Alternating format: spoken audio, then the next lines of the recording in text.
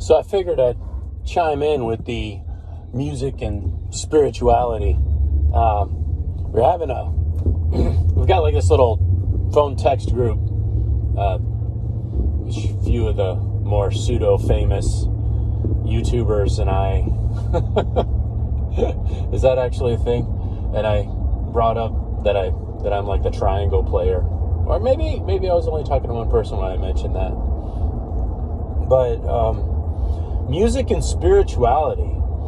So the band Black Sabbath, when I was just a wee little lad, I remember defending Black Sabbath.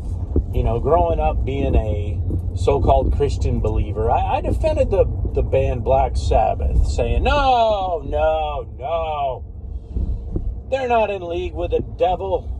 They're not trying to do this. They're not trying to do that. Meanwhile, the mothers against good music and good movies are like, they are of the devil, and they are conjuring evil spirits, and yada, yada, yada. And Tony Iommi, he lost his fingertips, but he could still play, and he plays the daggum Les Paul SG, just the absolute most evil-looking guitar you can possibly imagine. Fast forward 15 years.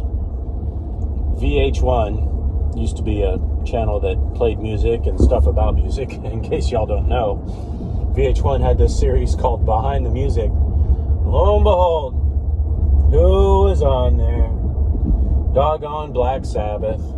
And, not just the Dio years, but also like the doggone Ozzy Osbourne years. Do you know what those assholes said? Do you know what those assholes said? I know some of you know what those assholes said.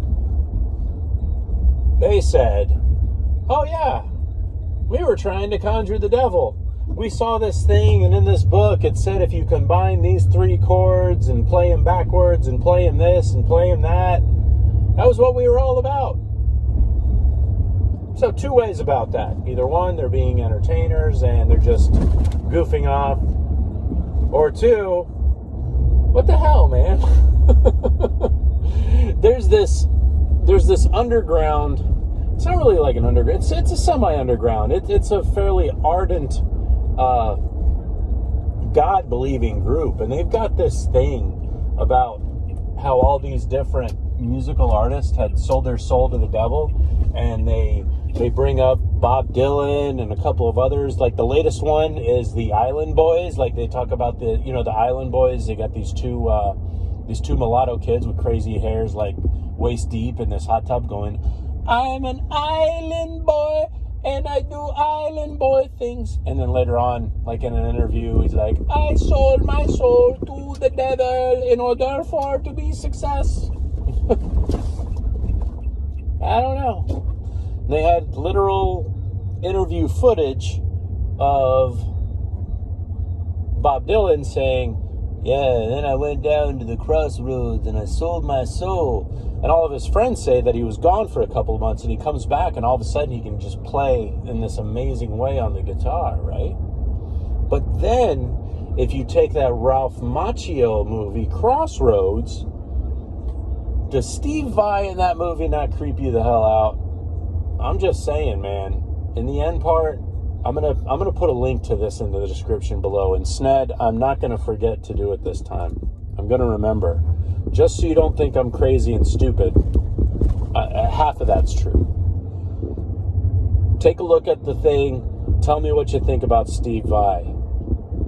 I mean, I like Steve Vai. I think mainly I like Steve Vai because I was a huge fan of Van Halen in the 80s. And then when David Lee Roth broke off from Van Halen, or Van Halen broke off from David Lee Roth, Steve Vai was his guitarist. And, he had that Yankee Rose song, which I liked a lot because I really like women of color, So Yankee Rose being a song about being attracted to a woman of color really rang true for me. Like, what? And it's Steve Vai playing that part on the guitar. At least I hope it's Steve Vai, right? kiss my own ass if it's Joe Satriani, but I feel like it's Steve Vai. All right. Y'all take care, and we'll see you later.